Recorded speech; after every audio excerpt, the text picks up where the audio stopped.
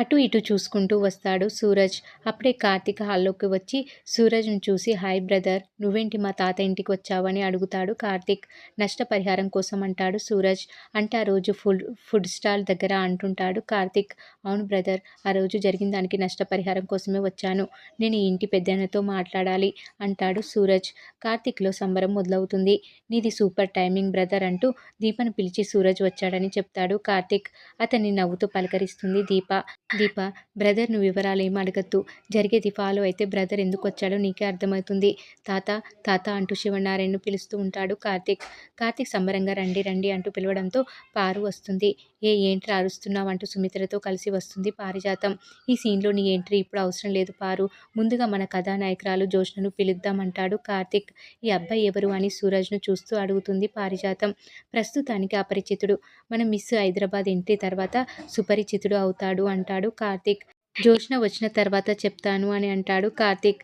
దీంతో జోష్న హాల్లోకి వస్తూ ఏమైంది బావ, మళ్ళీ ఎందుకు అరుస్తున్నావు అంటుంది జోష్న. మేము అడ్డు ఉండడం వల్ల వచ్చిన వీఐపీ నీకు కనిపించడం లేదు అనుకుంటా అంటూ దీప కార్తీక్ పక్కకు జరుగుతారు.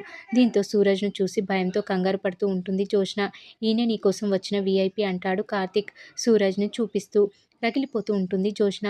జోష్న కోసం ఈ ఇంటికి వచ్చిన మొట్టమొదటి వీఐపీ ఇతనే అంటుంది పారిజాతం. ఇంతకు ముందు కూడా వచ్చారు కదా పోలీసులు అంటాడు కార్తీక్ వెటకారంగా కావాలని.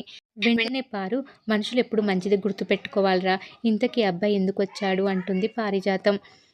పారు అలా అడగగానే సూరజ్ స్పందిస్తూ కంప్లైంట్ ఇవ్వడానికి.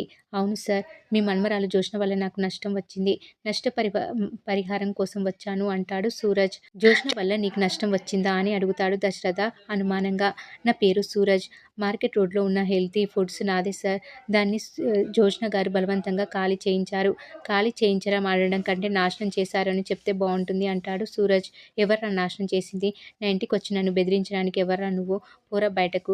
ఇలాంటి వాళ్ళని లోపలికి కూడా రానివ్వకూడదు తాత. వీడి బతికెంత? ఆఫ్టర్ ఆల్ రోడ్డు పక్కన జ్యూసులు అమ్ముకునే వీడి స్టేటస్కు మన ఇంటికి వచ్చి గొడవ చేయడమా? ఎస్ఐ గారికి ఫోన్ చేయి. వీడి మీద న్యూసెన్స్ కేసు పెట్టండి.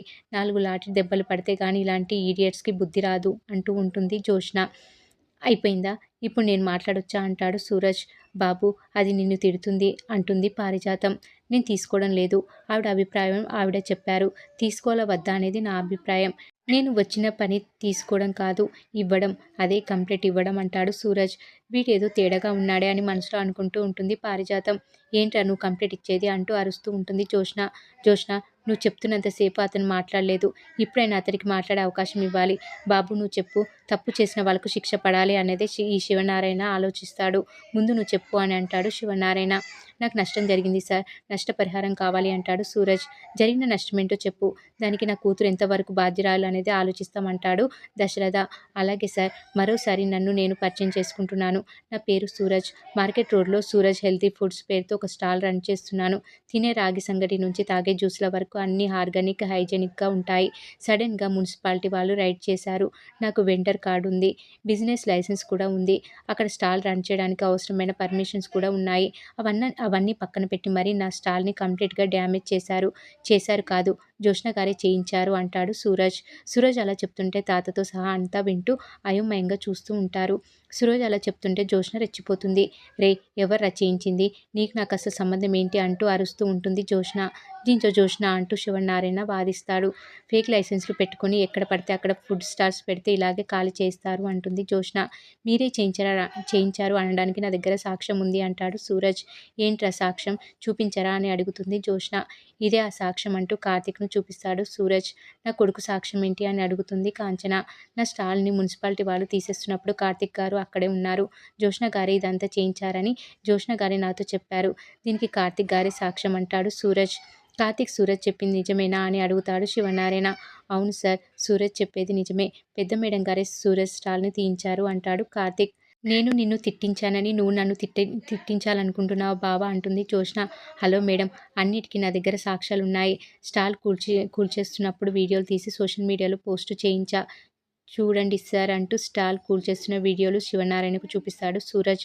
అందులో జోష్న వార్నింగ్ ఇవ్వడం చూస్తాడు శివనారాయణ. జోష్న గారు ఇదంతా చేయించారు అనడానికి ఇంతకన్నా సాక్ష్యం ఏం కావాలి?